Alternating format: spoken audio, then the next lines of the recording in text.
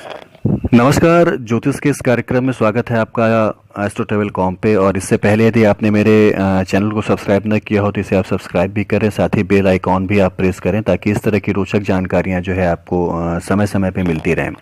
साथ ही वीडियो को आप मेरे शेयर भी करें ताकि और भी लोग जो कि ज्योतिष के इस जैसे कार्यक्रम में इंटरेस्टेड होते हैं, उन्हें रुचि होती है, वो इन सब चीज़ों का लाभ उठा सकें और आगामी जीवन को जो है अपने वो ग्रहों और गोचरों के हिसाब से देख के अपने जीवन को सुखपूर्ण बना सकें, कह सकते हैं आप। तो धनु राशि, चूंकि कालचक्र की जितनी राशियां हैं, मेष राशि से लेके वृश्चिक राशि तक सभी के वीडियो बन चुके हैं। धनु राशि जो है कालचक्र की 9वीं राशि, इसका कैसा गुजरेगा आने वाला मई महीना, उस पर ही आधारित ये वीडियो है। और देखा जाए तो बहुत ज़्यादा कर्म करने के अवसर नहीं है फिलहाल इस माहौल में, लेकिन फिर भी ग्रहों के गोचर आपके भाग्य पे जरूर कुछ ना कुछ प्रभाव डाल रहे हैं। तो एक खाली समय में, यानी लॉकडाउन के इस खाली समय में आप अपने आने वाले आगामी जीवन के बारे में एक आउटलाइन बना सकते हैं और उसका दूरदर्शितापूर्ण एक निर्णय लेके आप उसका एक एप्लीकेशन कर सकते हैं ताकि आने वाला जीवन जो है आपका वो सुखपूर्वक बीते। तो बात हो रही थी धनु राशि की कि धनु राशि के लिए आने वाला समय कैसा है। तो देखा जाए तो आपका छठा भाव प्रभावित है। यहाँ पे देख सकते हैं आपके वहाँ पे 3 ग्रह हैं, सूर्य है, बुध है, शुक्र है, और करीब करीब पूरे महीने यहीं पे रहेंगे। साथ ही मंगल जो है वो 4 मई को गोचर होकर आपके 3rd हाउस में आ चुका है, 3 दृष्टियाँ उसकी भी पड़ रही हैं। चौथी दृष्टि जो है उसकी आपके छठे भाव पे पड़े, तो छठा भाव आपका थोड़ा प्रभावित है। सूर्य का यहाँ पे होना, मंगल का वहाँ पे दृष्टि डालना चौथा, ये दिखाता है कि थोड़ा आपको हेल्थ वाइज प्रॉब्लम हो सकती है। ऋण लेने की बहुत कोशिश न करें, क्योंकि छठा भाव जो होता है ऋण का भाव होता है, रोग का भाव होता है, शत्रुओं का भाव होता है। तो ये तीनों चीज़ें आपको नहीं करनी फिलहाल अभी, क्योंकि सूर्य मंगल दोनों की दृष्टियां सम्मिलित जो हैं यहाँ पे, वो दिखाती हैं कि आपको थोड़ी हेल्थ की प्रॉब्लम हो सकती है। इससे आपको थोड़ा बच के रहना है। साथ ही ऋण लेने के लिए बहुत ज़्यादा प्रयास नहीं कर रहे हैं। ऋण लेने के बाद यदि आप चुका ना पाएँ या चुकाने में देर हो तो निश्चित रूप से आपको इस समय उसके जो है ड्रॉबैक देखने को मिलेंगे। तो बहुत ज़्यादा ऋण लेने का प्रयास न करें। साथ ही किसी दूसरे के झगड़े में बहुत ज़्यादा इंटरेस्ट लेने का या बहुत ज़्यादा एक तरह से आगे आके उसको सुलझाने का, ये सारी चीज़ों के प्रयास न करें, क्योंकि थोड़ा इस समय ये समय क्रिटिकल चल रहा है। साथ ही हेल्थ वाइज मैं बार बार आपको सावधान कर रहा हूँ कि हेल्थ को थोड़ा लेके अपने सजग रहें, क्योंकि दृष्टियाँ जो है इन तीनों ग्रहों की आपके 12वें भाव पे हैं। तो हेल्थ से जनित जो व्यय हैं वो होने की संभावना इस समय बढ़ जाती हैं। तो खासतौर से ये पूरा महीना जो है आपको हेल्थ को लेके थोड़ा सजग रहना होगा। डेली वर्कआउट आप करते रहिए, डेली रूटीन को फॉलो करिए। दवाएं चलें तो दवाएं भी लगातार रेगुलर अंतराल पे आप लेते रहें, ताकि चीज़ें जो हैं आपके हिसाब से रहें, बहुत ही ज़्यादा खराब ना हो, कह सकते हैं, एक बनी रहें, मेंटेन रहें।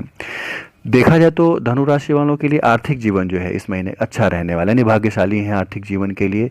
नौकरी और व्यवसाय से जुड़े जो भी लोग हैं उनको सभी को फायदे की उम्मीद है, बल्कि वो लोग जो कि नौकरी के फील्ड में है इस समय व्यवसाय की फील्ड में भी आने का प्रयास करेंगे, क्योंकि चीज़ें जो हैं वो थोड़ी बदलती जा रही हैं। राहु जो है आपके 7th हाउस में है, उच्च का राहु बैठा है, तो व्यापार की तरफ आपको लेके जा रहा है। पार्टनरशिप में व्यापार करिए और किसी के साथ जुड़ के उनके व्यापार में सहयोगी बन जाइए। ये सारी चीज़ें जो हैं आपको काफ़ी अच्छी इस समय एक कहते हैं लाभ देके जाएंगी, तो इसका आपको पूरा लाभ उठाना चाहिए।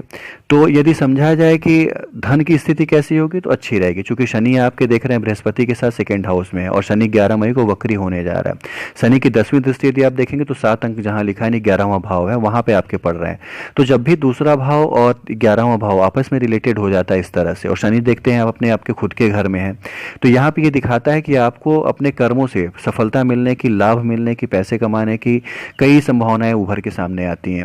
और शनि चूंकि लंबे समय तक के लिए यहाँ पे रहने जा रहा है और वक्री होने जा रहा है 11 मई को, तो यदि आपकी कुंडली में वक्री भी शनि है तो मान के चलिए कि ये समय आपके लिए आने वाला है। कम से कम 142 से 143 दिन रहने वाला है शनि वक्री, और डिग्री वाइज अच्छा है आपकी नैसर्गिक कुंडली में और अच्छे भाव में बैठा हुआ है। तो ये समय जो है आपके लिए पैसे कमाने के बहुत ही उचित संसाधन आपको देके जाएगा, अनेकों संसाधन देके जाएगा। तो आपको अपनी कुंडली उठा के ये बस देख लेना है कि कुंडली में आपके शनि किस भाव में है, क्या पोजीशन उसकी है। तो ये गोचर जो हुआ है बहुत ही शानदार हुआ है आपके लिए, अच्छे फायदे आपको देके जाएगा। साथ ही शनि जो है आपके 7वीं दृष्टि डाल रहा है आपके 8वें भाव पे, तो यहाँ पे ये दिखाता है कि आयु का योग जो है आपके लिए वो उत्तम बना हुआ है, यानी आप बीमार तो पड़ेंगे लेकिन आयु खत्म होने या आयु छीड़ होने की कोई संभावना नहीं है। शनि और बृहस्पति समृद्ध दृष्टि डाल रहे हैं आपके 8वें भाव पे, तो आयु का योग अच्छा बना हुआ है, अच्छा जीवन आप जिएंगे, आध्यात्मिक ज्ञान की आपकी वृद्धि होगी, पूजा पाठ में आपका बहुत ही ज़्यादा मन लगेगा, कह सकते हैं, और संभावनाएं है कि आप धार्मिक यात्राएं जो हैं वो भी करें इस समय। तो ये सारी चीज़ें दिखा रही कि मई का ये जो महीना है बड़ा ही अच्छा होने वाला है, सिवाय यदि आप रोग से बचे रहते हैं, ऋण से बचे रहते हैं और शत्रुओं के मामले में कोई बहुत ज़्यादा इन्वॉल्वमेंट नहीं रखते हैं तो ये चीज़ें बड़ी ही आपके लिए शानदार होने वाली हैं। दाम्पत्य जीवन की यदि हम बात कर लें तो दाम्पत्य जीवन थोड़ा आपका प्रभावित है, चूँकि आप देख सकते हैं कि 7th हाउस में आपके राहु बैठा हुआ है और सूर्य भी पंचम भाव में रहेगा 14 मई तक कह सकते हैं। तो यहाँ पे ये दिखाता है कि आपके वाणी से थोड़ा आपकी पत्नी को या आपके परिवार को थोड़ा कष्ट हो सकता है। तो दाम्पत्य जीवन में थोड़ा एक दूरियां जो हैं या कह सकते हैं थोड़ी खटास जो है बनी रहे, गलतफहमी होने की आशंका है। तो इन सब चीज़ों से बहुत ज़्यादा एक दूरी बना के आप रखें अपने जीवन साथी के साथ, कह सकते हैं आप बहुत ज़्यादा गलतफहमी ना पालें कह सकते हैं उनके साथ। तो एक माहौल जो है वो शांत बना रहेगा और बहुत ज़्यादा विवाद होने की स्थिति में वहाँ से हट जाएं तो ये ज़्यादा अच्छा है कि स्थितियाँ जो हैं आपके फेवर में रहें, बहुत ज़्यादा मानसिक तनाव से आप न गुजरें। तो ये सारी चीज़ें आपको मई महीने में मिलने वाली हैं। और शिक्षा के लिए यदि मैं बता दूं तो शिक्षा के लिए कह सकते हैं 5th हाउस का लॉर्ड जो है वो सूर्य है। 14 मई तक तो अच्छी चीज़ें चलेंगे, लेकिन 14 मई के बाद जब भी 5th हाउस का लॉर्ड 6th में जाता है यानी 6ठे भाव में जाता है तो बहुत अच्छे फल देके नहीं जाता है। तो यहाँ पे आपको थोड़ा संभलना एक तरह से कह सकते हैं। सूर्य जो है आपका देख रहे हैं आप चला आया 5th भाव में, साथ ही 5th का लॉर्ड जो है मंगल है वो आपके 3rd हाउस में है। तो यहाँ से दिखा ये रहा है कि पराक्रम में आपकी वृद्धि तो जरूर करेगा, लेकिन फिर भी आपको मेहनत अपनी पूरी करनी होगी, यानी कर्म आपको अपने पूरे लगाने होंगे। और वो लोग जो कि कंपटीशन के पॉइंट ऑफ व्यू से कोई एग्जाम दे रहे हैं वो किसी भी चीज़ में कर्म का कम करके भाग्य बस कोई सफलता पाने की उम्मीद न डालें, क्योंकि ये सारी चीज़ें हो सकता है उनको फिर उसी जगह ले जाके खड़ी कर दे जहाँ से उन्होंने शुरुआत की थी। तो अपने कर्म जो है वो पूरे आप करिए, बिना किसी रुकावट के करिए और बिना किसी कोताही के करिए, तो सफलताएं मिलने की उम्मीदें बढ़ जाती हैं। क्योंकि भाग्य आपका इस मामले में सपोर्ट करता बहुत ज़्यादा नहीं समझ में आ रहा है। पैसे के मामले में तो सपोर्ट कर रहा है, लेकिन कर्म के मामले में आपको खुद अपने कर्म करने होंगे तभी सफलताएं मिलेंगी। मंगल हालांकि है लॉर्ड, मंगल आपके 10th हाउस को देख भी रहा है कह सकते हैं अष्टम दृष्टि से अपने, तो कर्म आपके कराएगा, अच्छे लोगों से संबंध भी आपके बनाएगा, आपके भाग्य भाव को भी देख रहा है तो वो भी सही करेगा। लेकिन फिर भी 5th हाउस के रिगार्डिंग यदि बात की जाए 5वें भाव के बारे में, तो यहाँ पे आपको कर्म जो है पढ़ाई लिखाई से संबंधित बहुत ही जबरदस्त करने होंगे तभी सफलता मिलने के योग हैं। और वो लोग जो कि टेक्निकल फील्ड से जुड़े हुए हैं यानी कंप्यूटर के किसी कार्य से जुड़े हैं या एमसीए का एग्जाम दे रहे हैं या सॉफ्टवेयर के किसी इंजीनियरिंग के फील्ड से जुड़े हुए हैं उसका एग्जाम दे रहे हैं, तो उन्हें सफलताएं मिलने की संभावना इस समय ज़्यादा बढ़ चुकी हैं। तो वो लोग प्रयास करें, सफलताएं उन्हें बहुत अच्छी मिलेंगी। तो ये सारी चीज़ें दिखा रही हैं कि मई का महीना जो है यदि आप अपने कर्म को अच्छा रखते हैं पढ़ाई के मामले में, साथ ही रोग और शत्रुओं से बचे रहते हैं, ऋण से बचे रहते हैं, तो बड़ा ही अच्छा गुजरने वाला है। और खान पान के बारे में मैंने पहले ही बताया कि अपने स्वास्थ्य पर जरूर आप ध्यान दें, क्योंकि 6ठा भाव का अच्छी तरह से प्रभावित है, तो बहुत ज़्यादा अति करने की ज़रूरत नहीं है। और पेट के रोग की होने की संभावनाएं ज़्यादा है, साथ ही वो लोग जो कि ब्लड प्रेशर से संबंधित प्रॉब्लम रखते हैं पहले से, उनको इसके बढ़ने की एग्रीवेट होने की संभावनाएं हैं। तो एक डेली रूटीन फॉलो करिए। बताने के पीछे उद्देश्य आपको डराना नहीं है, बताने के पीछे उद्देश्य सिर्फ इतना है कि आप जो है कोई चीज़ यदि आप उसमें लापरवाही कर रहे थे तो वो सारी चीज़ें फिर से आप करने लगिए ताकि आपको बहुत ज़्यादा कष्ट ना हो। तो ज्योतिष आपको एक गाइडलाइन देता है कि आपको किस दिशा में बढ़ना चाहिए, जो आप कर रहे थे उसको कैसे छोड़ना चाहिए, कैसे अच्छे रास्ते को अपनाना चाहिए ताकि जीवन जो है आपका सुगमता से चलता रहे, बहुत ज़्यादा उसमें परेशानी ना हो। पूजा के लिए मैं लगातार ही बताता हूँ, चूंकि शनि और मंगल ने सभी ग्रहों सभी राशि वालों को प्रभावित कर रखा है। किसी को अच्छे वे में प्रभावित किया है, किसी को थोड़े बुरे वे में, कई लोगों को थोड़े ज़्यादा बुरे में प्रभावित किया हुआ है।